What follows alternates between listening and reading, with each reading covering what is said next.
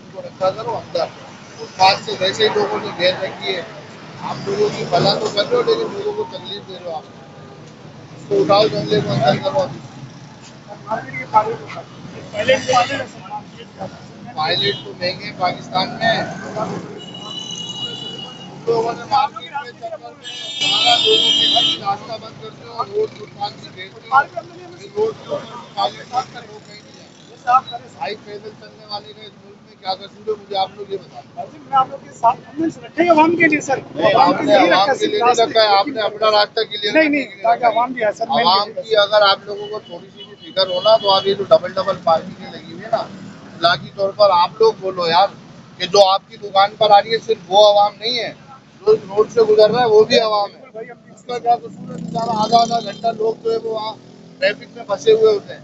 सिर्फ आप लोगों की पार्किंगों की वजह से, आपके दुकानदारों के माल की वजह से माल उतर रहा है, चढ़ रहा है, लोग कहाँ जाएंगे?